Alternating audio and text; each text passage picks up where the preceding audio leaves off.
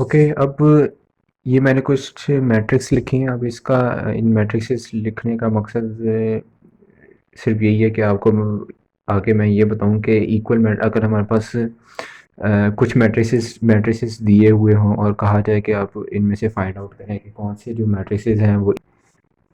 Okay, तो अब हमें बताना है कि इनमें से कौन से मैट्रिसेस हमारे हमारे पास जो है वो इक्वल मैट्रिक्स हैं। अब जैसे मैंने बताया था कि हमारे पास इक्वल मैट्रिक्स तब होता है कि जब उसका ऑर्डर सेम हो।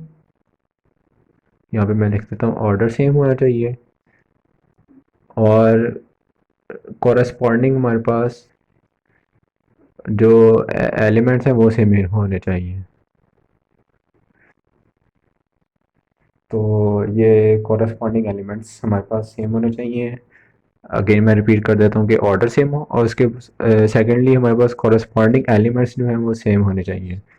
ठीक है, तो अब ए मैट्रिक्स हम देखते हैं। तो हमारे हमारे पास ए मैट्रिक्स क्या 3 5 2 एंड 1।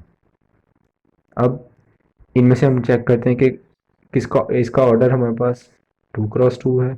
अब हमें पहले तो देखना है कि हमारे पास ऑर्डर जो है किस किस मैट्रिक्स का ऑर्डर सेम है। इसका इसके साथ ए मैट्रिक्स का और किसी और मैट्रिक्स का ऑर्डर सेम होना चाहिए। ए मैट्रिक्स का अब सी मैट्रिक्स भी हमारे पास का ऑर्डर सेम है। लेकिन हमारे पास इस यहाँ पे जो एंट्री अगर हम देखें कॉरस्पॉन्डिंग एंट्री यहाँ पे 3 है 9 है। तो ये वाला मैट्रिक्स हमारे पास इक्वल नहीं हो सकता। अगर आप एफ को देख लें इसका ऑर्डर भी हमारे पास 2 क्रॉस 2 है। लेकिन एफ के पास भी एफ की भी जो फर्स्ट एंट्री है वो हमारे पास क्या आ रही है 9 आ रही है, जबकि हमें क्या चाहिए 3 चाहिए। तो अगर ना हमारे पास सी इक्वल है ए के, ना एफ हमारे पास है इक्वल है ए के। अब डी को चेक करते हैं। डी का ऑर्डर हमारे पास 2 cross 2, first condition satisfy, order same होनी चाहिए, फर्स्ट कंडीशन सेटिस्फाई हो गई।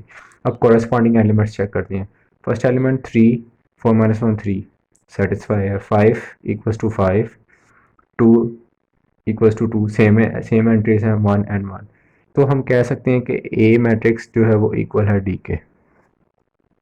सिमिलरली हम लोग बी मैट्रिक्स चेक कर सकते हैं। इसका ऑर्डर हमारे पास है 3 क्रॉस 3। ठीक है, 3 रोज 1 2 3 एंड 3 कॉलम्स 1 2 एंड 3 3 कॉलम्स। तो अभी हमारे पास यहाँ पे सिर्फ एक ही मैट्रिक्स है ई, जिसका ऑर्डर 3 क्रॉस 3 का है। 3 क्रॉस 3। तो अब हम लोग ये देख सकते हैं कि फर्स्ट एलिमेंट हमारे पास 7 7 1 1 2। इसके यहाँ पे भी कॉरस्पॉन्डिंग एलिमेंट्स 2 आ रहे हैं 2 आ रहा है।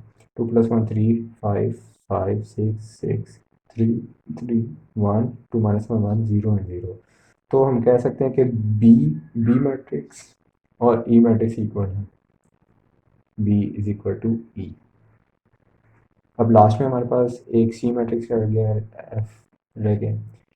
तो इसका ऑर्डर पहले चेक कर लेते हैं। इसका ऑर्डर हमारे पास 2 क्रॉस 2 है।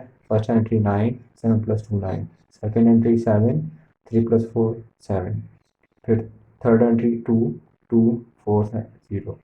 तो हमारे पास एफ इज इक्वल टू सी के है।